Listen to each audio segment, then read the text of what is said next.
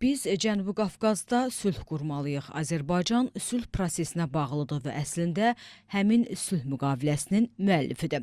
Bu fikirləri Prezident İlham Əliyev 12-ci Qlobal Bakı Forumunun açılış mərasimindəki çıxışında deyib. Təbii Azərbaycan regionda yeni reallıqlar formalaşdırır. Heç şübhəsiz ki, bu reallıqların ana xəttini sülh, sabitlik və inkişaf təşkil edir. Dövlət başçısı Ermənistan-Azərbaycan prosesinə də toxunub və biz işğal illərini yaddan çıxara bilmərik və çıxarmayacağıq, deyib. Millət vəkili Elman Nəsirov, Prezident İlham Əliyevin 12-ci Qlobal Bakı Forumunun açılış mərasimindəki çıxışını bu cür şərh edib. Amma bütün bu reallıqlar fonunda Cənab Prezident vurğuladı ki, biz irəli baxırıq və biz Cənubi Qafqazda sülh qurmalıyıq.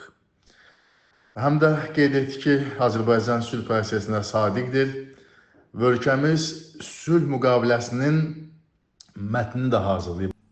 Sülh müqaviləsi Ermənistanla Azərbaycan arasında müzakirə edilir və demək olar, bəndlərin artıq əksər hissəsi razılaşdırılıb. Eyni zamanda Azərbaycan sülh prosesi ilə bağlı 5 baza prinsipində irəli sürüb. Söhbət 17 bənddən ibarət olan sülh müqaviləsinin artıq 15 bəndi üzrə razılaşmadan gedir və qeyd etdi ki, artıq müzakirələr davam etdirilməkdədir və yeri gəlmişkən sayca 12-ci dəfə tərəflər arasında redaktor xarakterli sülh müqaviləsinə dəyişikliklər edilib, fikirlər səsləndirilib və Azərbaycan istəyir ki, nəhayət ki, Cənubi Qafqaza uzun müddətli və dayanıqlı sülh gəlsin. Bu dövlətimizin prinsipial və qətiyyətli mövqeyidir.